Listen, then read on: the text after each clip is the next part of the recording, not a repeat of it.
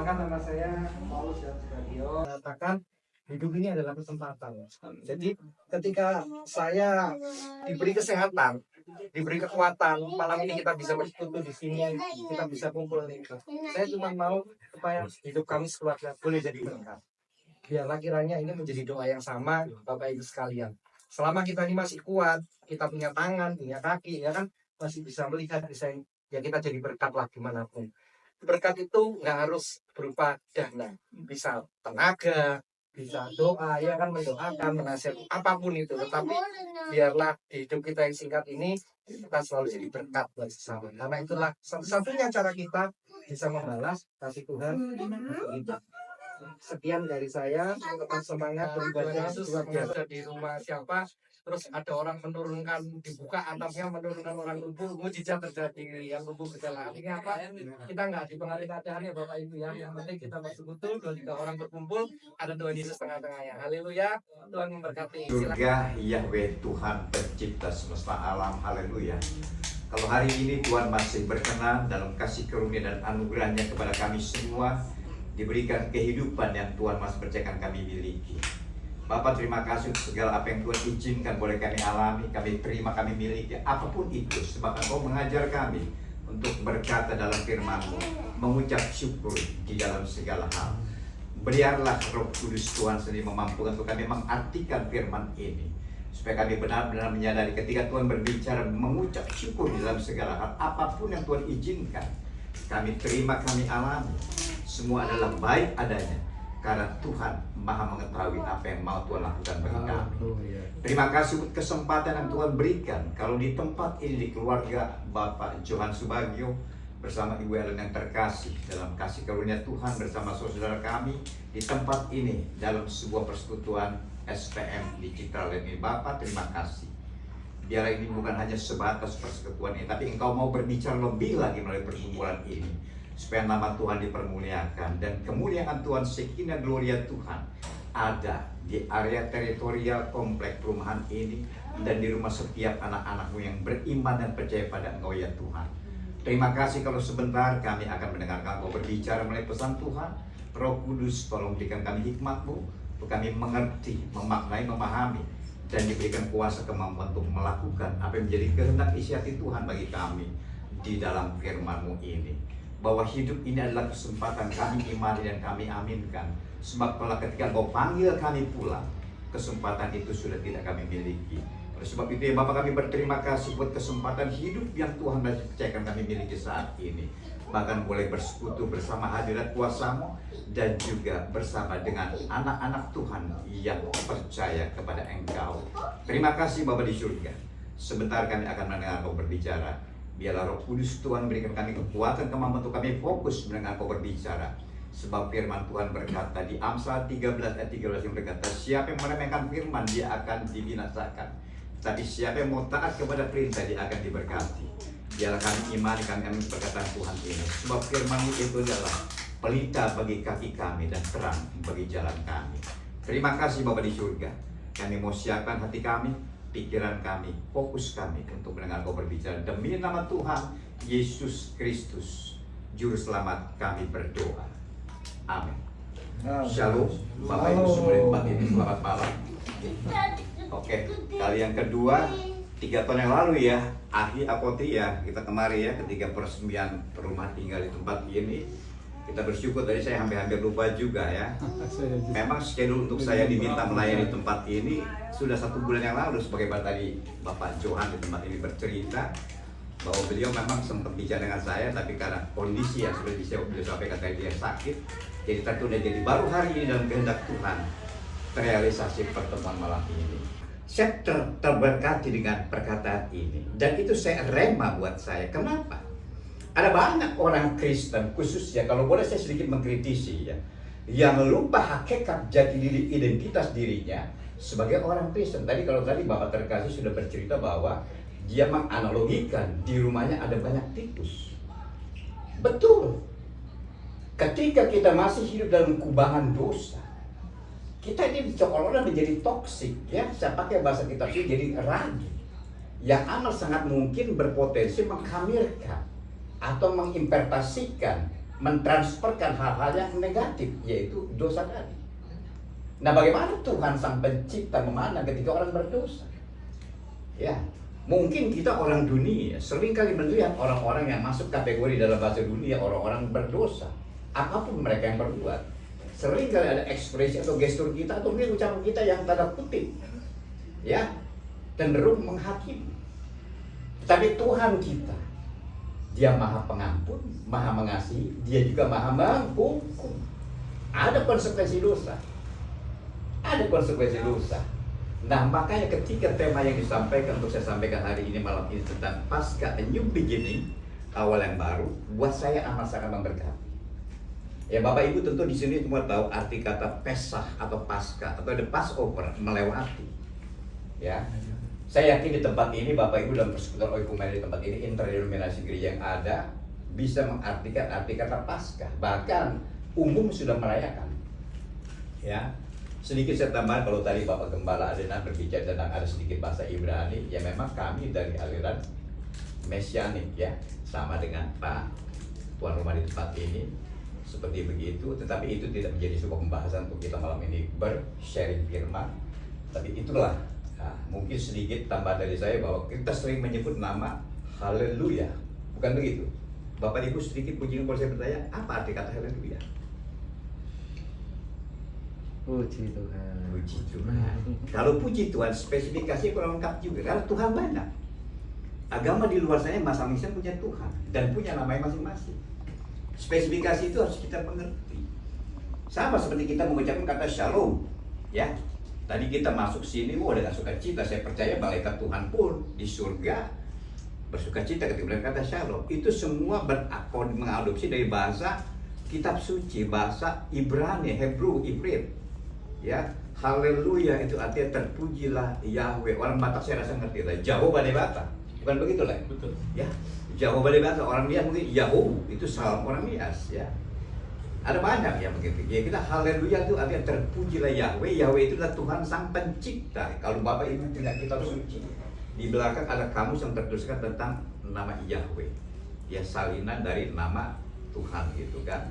Ya, sering kali, tapi itu tidak menjadi sebuah pembahasan. Tapi kalau ada yang mau sharing tentang hal ini, saya sebagai pribadi khususnya bisa memberikan satu sedikit mengedukasi untuk hal ini. Jadi Bapak Ibu dikasih oleh Tuhan, jadi malam ini sesuai dengan tema yang dimaksud untuk saya sampaikan tentang Paskah, a new beginning, awal yang baru. Demikian firman-Nya untuk kita sama-sama belajar, kita mendengarkan firman ini dan untuk kita memaknai, mengartikan dan juga minta Roh Kudus untuk kita dimampukan melakukannya. Lukas pasal 22 ayat 19, demikian firman-Nya, lalu ia mengambil roti, mengucap syukur, memecah-mecahkannya dan memberikannya kepada mereka, katanya, inilah tubuhku yang diserahkan bagi kamu, perbuatlah ini menjadi peringatan akan aku. Ayat 20, demikian juga dibuatnya dengan cawan sesudah makan. Ia berkata, cawan ini adalah perjanjian baru oleh darahku yang ditumpahkan bagi kamu. Siapa yang berbicara ini? Tuhan Yesus. Ini percakapan firman ini tertulis, tercatat sebagai logos yang terlihat ketika Yesus perjamuan kudus, the Last Supper. Ya, dia berkata kepada murid-muridnya. Sekali lagi saya akan berbicara, saya akan kutip perkataan ini. Lalu Yesus mengambil roti, mengucap syukur, memecah-mecahkannya dan memberikannya kepada mereka. Katanya, kata Yesus, inilah tubuhku yang diserahkan bagi kamu, perbuatlah ini menjadi peringatan akan aku. Ada satu perintah yang absolut, yang mutlak, ya. Ada satu penjelasan yang begitu mutlak daripada Yesus. Dikatakan, inilah tubuhku yang diserahkan bagi kita, bagi kamu, ya. Perbuatlah ini menjadi peringatan akan aku. Perbuatlah ini. Ada satu perintah. Kenapa Yesus berkata ini? Perbuatlah, ya. Perbuatlah. Sama saya rasa mungkin di tempat ini ketika inspirasi ide membuat suatu persekutuan ekumene SPM di tempat ini, ada satu gagasan, ada satu ide yang begitu menarik yang dipimpin oleh Roh Tuhan untuk kita buat, ya. Bapak Ibu tentu di sini ada yang bekerja dalam kapasitas masing-masing, baik di sekuler atau apapun juga. Ketika pimpinan kita memberikan satu mandat atau perintah, apa yang harus kita lakukan? kita harus mentaati. Meskipun punya hak untuk kita menentang dia mentaati, tetapi harus siap tanggung resikonya. Bukan begitu? Ya. Ayo isi Hotang, katakanlah beliau sebagai anggota TNI. Komandan kompinya lah, nggak usah kita bicara komandan batalion juga. Malam ini tolong belikan aku sebagai komandan kopi setiap bungkus rokok di warung depan. Bisa nggak beli berbata-bata? Langsung spontan tidak siap komandan, bergerak jam. Itu dunia. Yang memerintahkan kata ini adalah Tuhan yang mempunyai kuasa otoritas hidup kita. Dia katakan apa? Perbuatlah ini menjadi peringatan akan aku, supaya kita diingatkan pengorbanan Tuhan Yesus yang dia rela mati buat kita. Seringkali ada banyak orang salah mengartikan tentang kematian Yesus, seolah-olah menjadi sebuah kematian yang sia-sia. Padahal dia mati ketika kita baca firman-Nya, karena begitu besar kasih Tuhan akan dunia ini, sehingga dia memberikan putra yang tunggal, supaya sebarang siapa yang percaya kepadanya tidak bayangkan, ya, satu perintah perkataan yang begitu amat sangat absolut yang seharusnya kita maknai juga dengan bahasa firman, supaya kita mengerti arti kata pengorbanan Tuhan Yesus. Makanya dikatakan di sini, inilah tubuhku yang diserahkan bagi kamu, perbuatlah ini menjadi peringatan akan aku.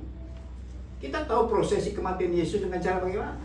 Semua mungkin orang Kristen tahu, bisa lihat. Kita mungkin bisa pernah beberapa kali melihat tayangan secara visual ya tentang film Passion of the Christ.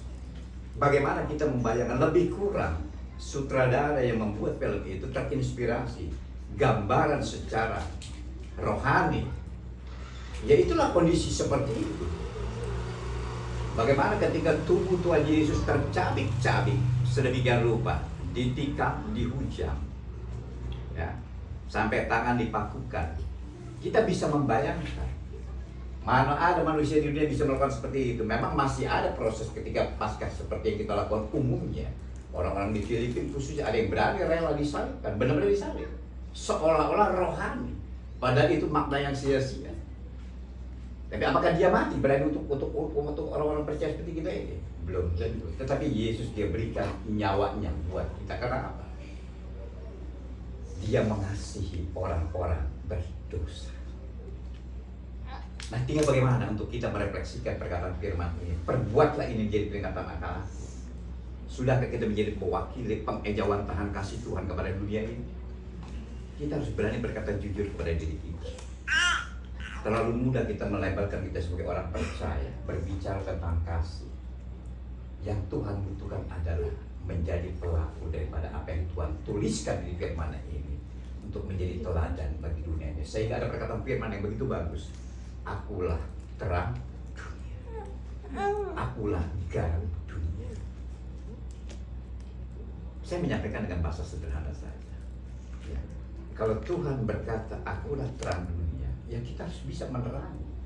Di mana kita berada di lingkungan yang memang zona begitu gelap oleh kuasa dosa. Ya. Jadilah kita pembawa damai di tempat yang tidak ada damai. Bukan menjadi memperkeruh suasana, membuat suasana menjadi tidak ada damai. Karena dia adalah sang Raja damai. Momentum kematian Yesus di Paskah menjadi suatu awal kebangkitan ciptaan yang baru. Ini harus kita maknai dengan sebuah perenungan bahasa firman Tuhan. Mari kita merefleksikan pada diri kita. Kalau sudah kita mendapatkan hal itu, kita mengintrospeksikan buat diri kita sejauh mana pemahaman kita, pengenalan kita kepada Tuhan lewat iman masing-masing kita. Kalau saya boleh gambarkan secara statistik, meskipun ini belum tentu valid data ini, berapa banyak di dunia orang yang percaya kepada Tuhan Yesus, tetapi dia belum melakukan apa yang menjadi kehendak Tuhan. Seperti ada kata di sini, perbuatlah ini menjadi peringatan akan aku. Ada berapa banyak? Hanya sebuah perenungan dan bahasa nurani yang jujur dan bisa menjawab semua. Ya. Orang begitu mudah mendeteksi secara kasat mata. Shalom, selamat pagi, mau kemana? Mau kemana tante? Mau ke gereja. Ada kitab suci di bawah. Identitas dunia terlihat, tetapi apakah secara batinnya hatinya ada di sana? Ini perlu sebuah jawaban yang jujur dari kita.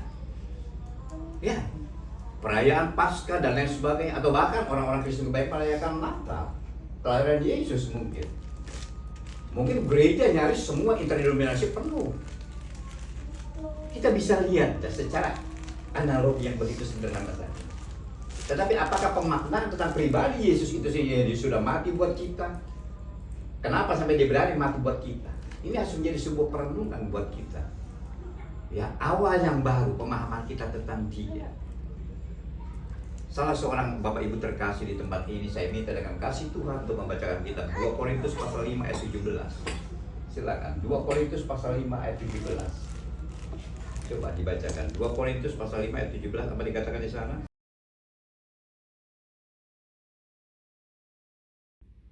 Saya percaya Bapak Ibu, anak-anak terkasih di tempat ini punya label sebagai orang Kristen.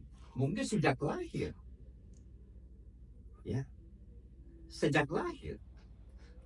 Tetapi apakah kita sudah memaknai hakikat esensi kekristenan kita dengan firman yang seperti dikatakan di sini? Ya.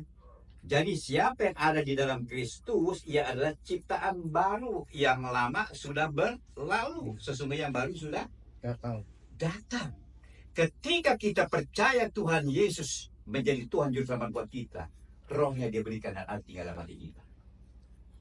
Kalau firman Tuhan berkata, roh yang ada padaku lebih besar daripada roh yang ada di dunia ini. Artinya roh itu untuk memberikan suatu penghiburan, membimbing kita kepada hikmat, pada kebenaran. Jadi bukan roh dunia lagi mendominasi menguasai hidup. Kalau tadi seperti Bapak dengan Bapak siapa? Dengan Bapak Erwin katakan bahwa beliau menganalogikan kondisi rumah dia ada banyak tikus. Yang sama kehidupan kita dulu, masih bergelimang dengan dosa. Makanya kalau masih ada banyak orang yang meletakkan dirinya Kristen dengan berbagai atribut kekristenannya, masih hidup dalam dosa, kita harus pertanyakan ayat ini. Ya. Saya harus berani berkata bahwa termasuk para pendeta bukan sekali dari dosa. Kita sudah tahu lah, ada banyak pendeta yang jatuh di dalam dosa. Seringkali pembelaan diri yang begitu amat sangat umum bahasa ini dipakai. Pendeta juga manusia. Begitu kan? Pendeta juga manusia. Ya siapa bilang kambing, siapa bilang wedus. Bahasa ini harusnya nggak boleh terucap. Kenapa?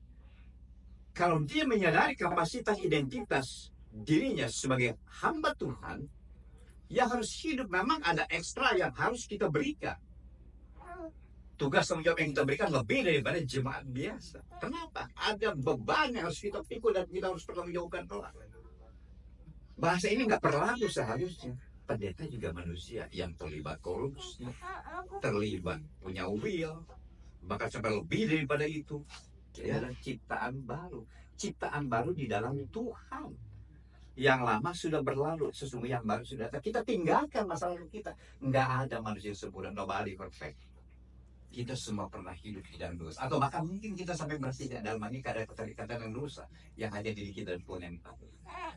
Kalau itu masih ada, dengan kasih Tuhan saya minta kepada kita semua, mari kita bertobat. Buang manusia lama kita. Jadikan diri kita ciptaan yang baru. Sehingga dominasi kuasa roh Tuhan itu menguasai hidup kita. Karena dia adalah pemilik hidup kita. Amin. Amin. Bapak Ibu dikasih oleh Tuhan. Ini yang harus kita pegang. Apa yang barusan saya sampaikan? Ada satu ayat firman Tuhan yang berkata demikian bagus buat kita. Salah-salah bacakan buat kita. Filipi pasal 3 ayat 13. Aku melupakan apa yang telah di belakangku dan mengarahkan diri kepada apa yang di hadapanku. Dia melupakan semua kasus peristiwa apapun yang dibuat yang amat sangat mentah daripada kebenaran. Kita tahu siapa Rasul Paulus sebelum dia jadi Paulus. Dia bernama Saulus. Apa yang dia lakukan? Dia menjadi penganiaya orang Kristen. Ya, dia membunuh, merusak, bahkan mengintimidasi. Tetapi ketika Tuhan klik hatinya dengan kuasa Roh Kudus Tuhan, dipakai Tuhan. Dia menjadi rasul yang begitu luar biasa dipakai oleh Tuhan. Kitab Injil hanya ada 4. Matius, Markus, Lukas, Yohanes. Selebihnya lebih banyak dituliskan oleh Rasul Paulus. Ya. Kenapa? Dia mengambil perkataan ini. Aku melupakan yang telah di belakangku dan mengarahkan diri kepada apa yang di hadapanku. Ini adalah momentum Paskah. A new beginning. Sebuah awal yang baru. Saya berharap pertemuan kita malam ini mengubah stigma dan paradigma kita tentang arti keselamatan pengorbanan Yesus buat kita. Sehingga kita bisa merenungkan memaknai siapa diri kita. Kalau dulu aku seorang pendosa dengan berbagai atributnya, hari ini aku mempunyai komitmen Tuhan pakai aku menjadi anaknya. Apapun yang Tuhan izinkan, kalau seorang Rasul Paulus mampu, bagaimana kita lihat perjuangan iman dia, kita harus bisa meneladani. Apa yang Yesus menjadi teladan buat kita, itu harus kita teladani juga, sehingga kita layak menjadi ciptaan yang baru, a new beginning, awalnya. Bapak itu dikasih oleh Tuhan. Ya. Saya dulu juga masuk kategori orang dunia, tanda kutip orang bahasa umum agak ekstrim, saya berkata melalui orang bejat, nggak layak masuk surga, pantasnya ada di neraka. Saya juga nggak mengerti kenapa sampai Tuhan bisa memakai saya menjadi hambanya untuk saya benar-benar untuk punya komitmen untuk menyatakan terang kasih dia bagi keselamatan bagi dunia ini dengan cara dia. Nggak sama, saya juga nggak salah. Saya masih bertanya sama ini, tapi saya mau manut saja, mau nurut saja. Apapun yang Tuhan izinkan oleh sebuah proses kehidupan yang amat sangat menyakitkan secara daging, tapi saya hanya mau taat karena saya percaya rencana Tuhan itu indah pada waktu. Ya, goal kita ikut Tuhan adalah bukan dunia ini. Dunia ini hanya tempat transit, tetapi tujuan utama semua orang percaya kepada Tuhan Yesus adalah buat apa sekian banyak durasi kita menjadi orang Kristen, tapi endingnya dia masuk neraka. Buat apa? Buat apa? Makanya ayat firman Tuhan berkata, banyak yang dipanggil, sedikit yang banyak yang dipanggil. Ada banyak orang Kristen interdenominasi, tetapi adakah dia masuk kategori pilihannya Tuhan? Kata dipanggil dan terpanggil menjadi sebuah kata definisi yang berbeda. Kalau terpanggil itu memang nuraninya. Makanya ada banyak saudara-saudara kita di Katolik, dia terpanggil menjadi pastor, menjadi biarawati, dan lain sebagainya. Itu bagus dan mulia, Tuhan berkenan. Tetapi panggilan Tuhan buat kita adalah untuk dia datang. Makanya sering ada banyak orang Kristen mengabaikan tawaran Tuhan yang begitu mulia. Apa itu salah satunya? Dikatakan apa oleh Tuhan Yesus? Marilah kepadaku, hai kamu yang letih lesu dan berbeban, aku akan memberikan kelegaan kepada. Sudahkah kita ambil tawaran ajakan Yesus yang begitu mulia ini? Tapi seringkali ketika dunia memanggil kita dan berbagai persoalan, hai marilah Pak Erwin, besok kita nonton bareng di Stadion Pakansari, Indonesia misalkan final lawan ke Jepang. Oh, berbondong-bondong, meskipun besok harus ke gereja punya tugas pelayan. Kan begitu kan? Kita bisa lihatlah secara statistik, kenapa ada banyak gereja kosong ketika hari-hari jam ibadah, pada saat momentum ada konser dan sebagainya. Kenapa? Karena tarikan dunia dengan iming-iming dan pesonanya begitu kuat menarik orang, sehingga mengabaikan perkataan firman yang begitu mulia. Marilah kepadaku, hai kamu yang letih sudah berbeban berat, aku akan memberikan kelegaan kepadamu. Ada satu jawaban, ada satu garansi jaminan. Ketika kita letih lesu berbeban berat, apapun aspek kehidupan kita dengan kategori tersebut, ketika kita datang kepada Dia, maka kita pasti dijamin menerima kelegaan. Aku akan menerima kelegaan. Soalnya itu dikasih oleh Tuhan. Ya, kita bersyukur berada di sebuah persekutuan seperti malam ini. Saya berharap persekutuan semacam ini, rekrutmen untuk semakin banyak keluarga atau jiwa datang menjadi bagian dari sebuah persekutuan. Saya terberkati ketika tadi saya pikir STM itu apa, sekolah tinggi menengah ya. STM tadi apa? Serikat tolong menolong. Ya, serikat. Kalau bicara kata serikat, ini memang kita definisikan ini luar biasa. Kalau tanggal 1 kemarin kita merayakan hari May Day, ya, hari buruh. Itu banyak lihat tuh ada SPSI, Serikat Persatuan apalah nggak ngerti itu. Ya, tetapi serikat tolong menolong. Nama ini jangan cuma labeling top, tapi harus benar-benar kita implementasikan, kita aplikasikan real dalam kehidupan kita. Bahwa kita sebagai anak-anak Tuhan harus saling tolong menolong. Jangan cuma bahasa sebagai retorika, tapi harus kita buktikan dengan sebuah tindakan nyata. Itulah kita melakukan kasih Tuhan. Itulah kita melakukan kasih Tuhan. Kalau berbicara tolong menolong, adakah kepedulian kita kepada orang yang memang layak untuk kita tolong? Seringkali kita tutup mata. Kristen, sehingga kita tidak menjadi berkat bagi dunia ini. Katanya Kristen punya kasih. Melihat orang kesusahan, boro-boro menolong. Kasihnya begitu kencang. Melihat tetangga yang sama-sama Kristen, mau pergi kehujanan nunggu angkot lama, klakson yang kencang, bukan kasihnya yang kencang. Ya, kita harus berani berkata begitu. Tapi dengan adanya STM Serikat Tolong Menolong, ayolah mari kita lakukan apa yang jadi kehendak Tuhan dengan dasar kasih, sehingga pasca a new beginning, awal yang baru ini, kita benar-benar menjadi satu ciptaan yang baru di dalam Tuhan. Ya, Bapak Ibu dikasih oleh Tuhan. Ya. Durasi seberapa lama kita ikut Tuhan tidak menjamin kita masuk surga. Tetapi yang menentukan kita bakal masuk surga adalah bagaimana kita sudah menghidupi firman itu dan melakukan apa yang jadi kehendak Tuhan melalui firman-Nya. Itu yang paling penting harus kita renungkan. Mau dari opung buruk kita, opung buyut kita pun itu sudah jadi orang Kristen. Tapi kalau perilaku kita keluar daripada apa yang jadi koridornya Tuhan, mohon maaf, surga itu hanya sebatas angan-angan. Yang pasti kita akan berada di Gehenna, ya, Sheol, Hades, yaitu neraka. Bukan itu yang menjadi tujuan kita menjadi orang Kristen. Tujuan kita adalah kelak Shamayim Kados atau surga yang kudus. Itulah yang harus menjadi target. Supaya apa? Janjinya buat kita seperti Bapak berkata apa? Di rumah Bapakku banyak tempat tinggal.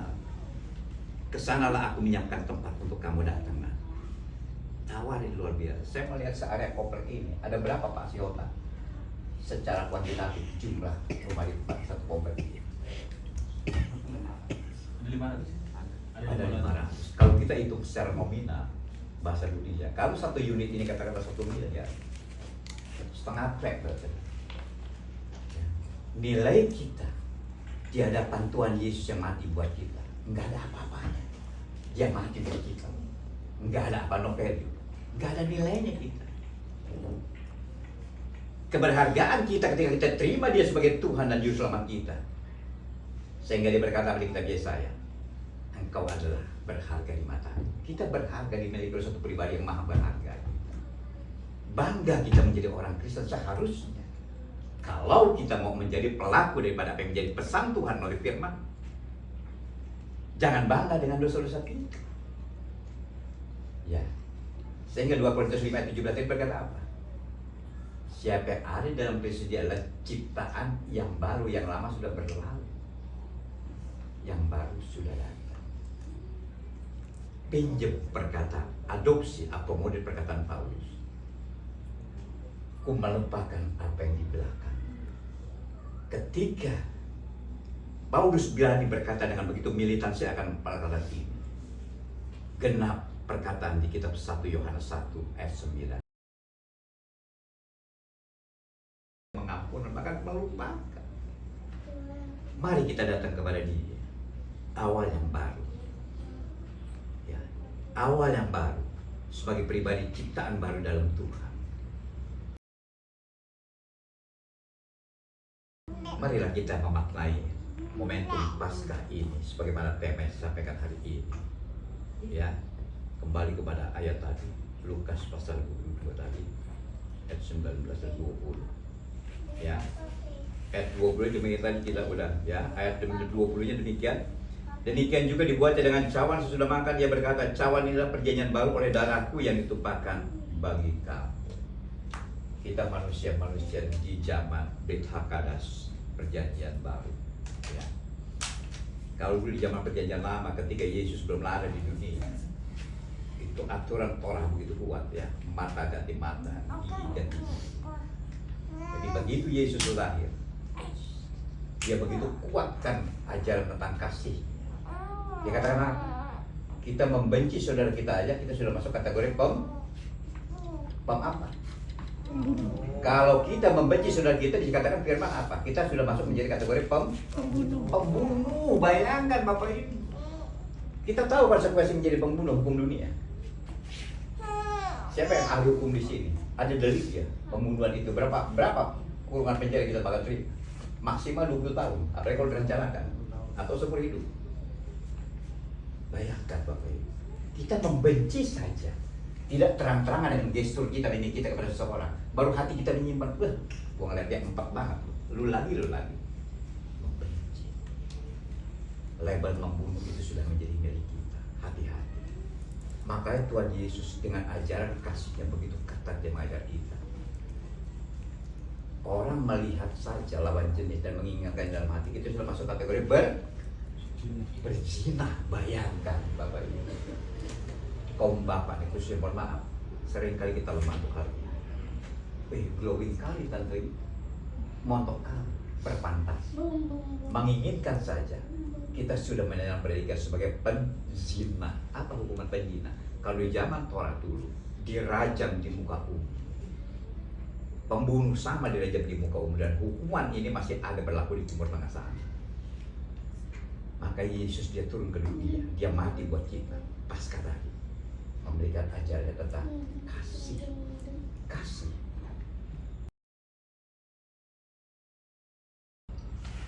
Dia nggak bilang kutukilah mereka, enggak, sumpahilah mereka, enggak. Dia bilang ampunilah. Identitas kekristenan yang harus kita munculkan supaya dunia bisa melihat kita adalah tentang kasih dan jiwa yang bisa saling mengampuni dan memaafkan.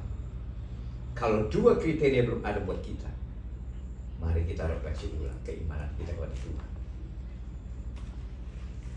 Kita menyanyikan lagu tentang kasih begitu mudah. 1 Korintus 13 itu berbicara secara definisi pada kasih dan kasih. Tapi apakah kita sudah menjadi pelaku dan memiliki kasih itu sendiri? Ini harus kita jujur berkata, bertanya, berjawab buat kita. Saudara dikasih oleh Tuhan. Ayat 20 ini berkata tentang apa? Cawanilah perjanjian baru pada darahku yang ditumpahkan bagi kamu. Dia korbankan darahnya, diberikan nyawanya buat kita supaya apa? Kita yang seharusnya mati, hidup oleh karena kematian Yesus. Dia berikan nyawanya buat kita. Dia tanggung, dia pikul sakit, penyakit, dan kelemahan tubuh kita. Bahkan dikatakan oleh tubuhnya yang mengeluarkan bilu-bilu, dikatakan apa? Oleh bilu-bilunya engkau sembuh. Dialah Jehovah Rafa, ya, Yahweh Rafa, Tuhan sang penyembuh. Jadi malam ini renungan singkat bagi kita biarlah menjadi sebuah perenungan bagi kita sebagai orang-orang yang percaya beriman. Dan saya berharap dan saya berdoa jadi sebuah agenda doa saya ketika saya mendengar hal ini. STM-nya serikat tolong menolong pasti menjadi sebuah agenda doa saya nanti buat saya pribadi. Itu biar terus ditingkatkan. Pesan saya kepada Lesiota, mari kita rebut jiwa-jiwa yang di sekitar komplek ini, ya. Jadilah kita berkat buat dunia ini. Paling tidak teritorial terdekat di lingkungan komplek itu tempat ini, supaya apa? Nama Tuhan dipermuliakan lewat kehidupan kita. Sudah berapa banyak kita mempermalukan Tuhan lewat ulah kita, bukan mempermuliakan tapi mempermalukan Tuhan lewat perilaku kita. Masih ada orang Kristen yang tukang berantem, tukang tipu, emosi, iri hati, kepahitan, kedengkian. Level itu nggak boleh ada lagi di kita, karena kita adalah ciptaan yang baru.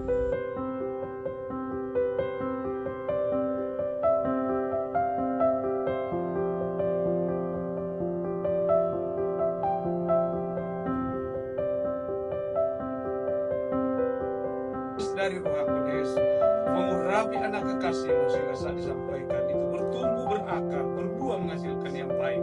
Engkau memberkati seluruh kumpulan STM yang ada di Citraland ini, Bapak. Kau berikan kesatuan hati, kesehatan, sukacita, berkat-berkat dan perlindungan. Terima kasih Bapak yang baik. Kami percaya saat kami melekat kepadamu, maka kami akan terjaga hidup kami, diberkati penuh dengan kemuliaan. Terima kasih Bapak, terima kasih Roh Kudus.